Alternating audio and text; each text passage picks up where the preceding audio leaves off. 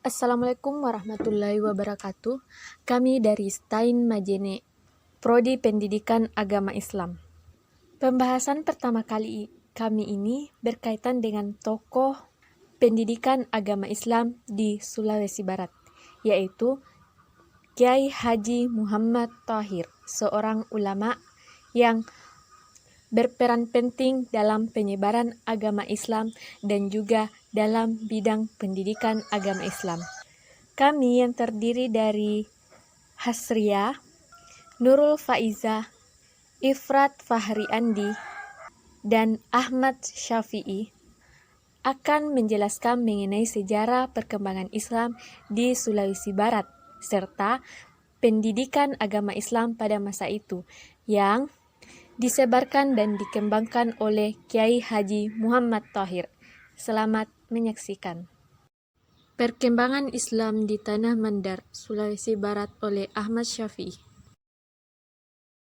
Menilik sejarah perkembangan Islam di Tanah Mandar, Sulawesi Barat, menurut beberapa sumber, masuknya Islam di Tanah Mandar pada abad ke-16 dan abad ke-17. Pada masa itu terdapat dua kerajaan besar, yaitu Kerajaan Balanipa dan Kerajaan Binuang.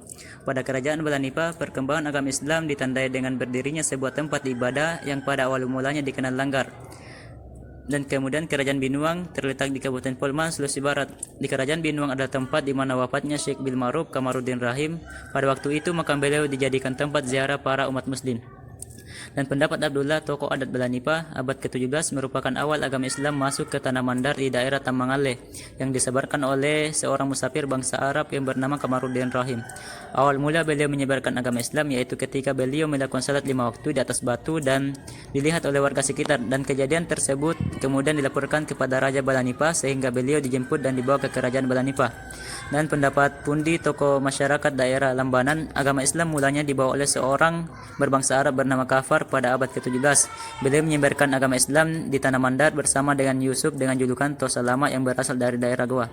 Dan pendapat Arifin, penjaga makam Syekh Bilmaruf, pendapatnya sangat mirip dengan pendapat yang dikemukakan oleh Abdullah, tokoh adat Balanipa. Dan menurut Lontara Balanipa, masuknya Islam di Tanah Mandar dipelopori oleh Abdurrahim Kamaruddin yang juga dikenal sebagai Tosa Lama di Binuang. Menurut Lontara Gawa, masuknya Islam di Mandar dibawa oleh Tuan Tak Syekh Yusuf. Dan menurut salah sebuah surat dari Mekah, masuknya Islam di Sulawesi Barat dibawa oleh Sayyid Aladi bergelar Guru Gade, berasal dari Arab, keturunan Malik Ibrahim dari Jawa. Biografi singkat Kiai Haji Muhammad Thohir oleh Nurul Faiza. Kiai Haji Muhammad Thohir lahir pada tahun 1838 di Pambusang, wilayah Kecamatan Tinambung. Ada perbedaan pendapat mengenai tahun kelahiran beliau secara pasti. Ada yang berpendapat bahwa Kiai Haji Muhammad Thohir Imam Lapio dilahirkan pada tahun 1839, sedangkan sementara itu anak perempuan beliau yang bernama Aisyah Thohir mengatakan Kiai Al-Haji Muhammad Thohir bin Muhammad bin Abdul Karim Abbatalahi lahir di Pambusuan tahun 1838 Masehi. Ayahnya bernama Haji Abdul Karim Abbatalahi dan ibunya bernama Siti Rojiah. Perjalanan hidup Kiai Muhammad Thohir dalam meniti karir keulamaannya tidak terlepas dari ketekunan beliau dalam menuntut ilmu, khususnya ilmu agama. Oleh karena itu, tidak terlalu istimewa jika pada usianya yang relatif masih muda, beliau telah menamatkan pelajaran Al-Quran beberapa kali. Dalam belajar membaca Al-Quran itu, beliau selalu melampaui teman-teman sebayanya. Sejak awal gemblangan terhadap beliau dilakukan oleh orang tuanya sendiri, dan sempat menyelesaikan pendidikan Al-Quran pada tahun 1856 di daerah Pambusuan. Menjelang usia remaja, beliau mulai berkonsentrasi belajar bahasa Arab seperti Nahwu Saraf. Ilmu ini dipelajarinya sebagai dasar untuk mempelajari kitab-kitab fiqh, ilmu tauhid, dan berbagai kitab yang berbahasa Arab. Adapun usaha-usaha yang dilakukan Kiai Haji Muhammad Thohir dalam meniti karir keulamaannya, beliau mendapat di dua tempat, yaitu dari dalam kampung dan luar kampung. Kiai Haji Muhammad Thohir menuntut ilmu di luar kampung pada saat umur 16 sampai 17 tahun, pergi belajar ke Parepare, Sulawesi Selatan.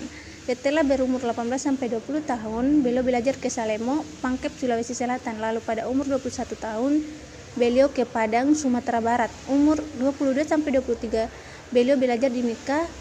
Dulu Pulau Salemo terkenal sebagai tempat belajar pesantren. Di sini melahirkan banyak ulama di bawah bimbingan ulama besar dari Gresik, Jawa Timur. Namun tidak ada sumber jelas dan lengkap mengenai siapa dan bagaimana ulama dari Gresik, Jawa Timur itu di sana. Dalam bidang keagamaan, Imam Lapio atau Kiai Haji Muhammad Tahir, alur pemikirannya mengarah kepada bidang tasawuf. Hal ini dapat dibuktikan berdasarkan pendidikan yang pernah ditempuh oleh beliau. Namun demikian, dalam tahap selanjutnya terkait pemikiran dalam hal keagamaan, beliau cenderung mengacu kepada bidang tarekat yang sampai saat ini populer di kalangan masyarakat Mandar. Peran Kiai Haji Muhammad Tahir dalam bidang pendidikan oleh Hasria. Usaha Kiai Haji Muhammad Tahir dalam melakukan penyebaran Islam melalui saluran pendidikan dapat dilihat pada kegiatan beliau di rumahnya. Beliau mengajar para santri yang berdatangan dari jauh. Mengingat kian hari murid Kiai Haji Muhammad Tahir semakin bertambah, beliau pun mendirikan sebuah pesantren yang diberi nama Al-Diniyah Al-Islamiyah Ahlus Sunnah wal Jamaah dengan dibantu oleh beberapa guru. Murid yang berdatangan belajar pada beliau umumnya ditampung di rumah beliau tanpa dipungut biaya apapun, terutama murid yang berasal dari pegunungan Kabupaten Polewali Mandar dan bahkan ada yang berasal luar daerah Polewali Mandar. Usaha pengembangan Islam yang dilakukan oleh Kiai Haji Muhammad Tahir dalam bidang pendidikan tidak hanya dilakukan di Lapeo, akan tetapi dilaksanakan pula di kampung-kampung dan desa-desa dalam wilayah Kabupaten Polewali Mandar itu sendiri.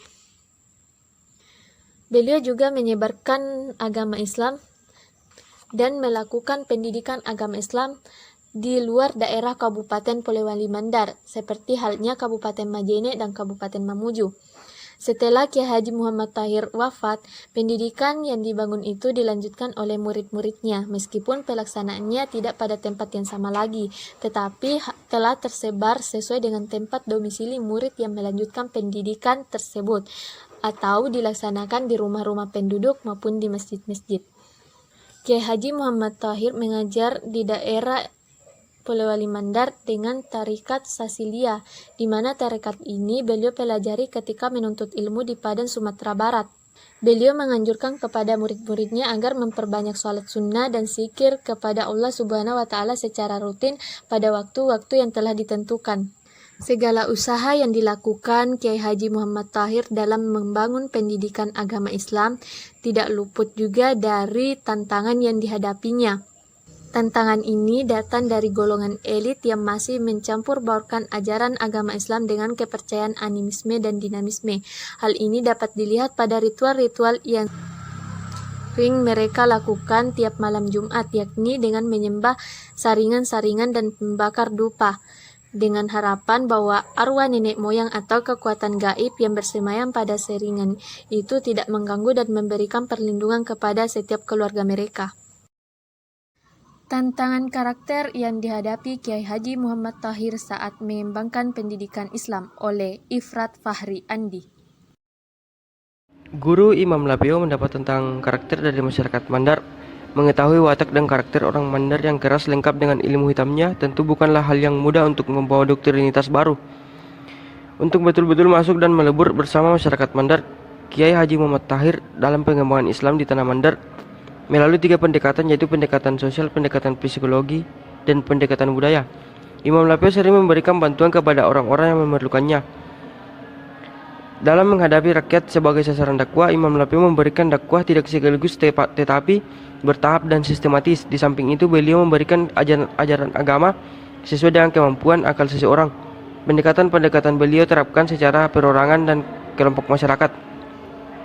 Dalam pengakuannya, Hasanuddin mengatakan, sewaktu saya memeluk Islam, saya tidak mendapati ajaran-ajaran Islam yang diajarkan Imam Lapio sulit untuk dilaksanakan, namun saya akui bahwa ajaran Islam yang diterima semakin hari semakin banyak dan memerlukan pelaksanaan yang semestinya.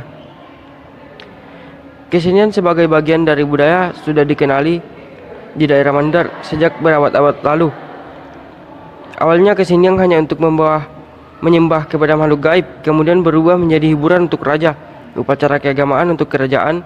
Bentuk kesenian dan seni sastra Mandar dikenal dalam bentuk kalindada, pantun, pakacaping, kecapi, pakeke, semacam seruling, dan sebagainya. Imam Lapio dalam mengajarkan agama Islam tidak terlepas dari sarana kesenian tersebut.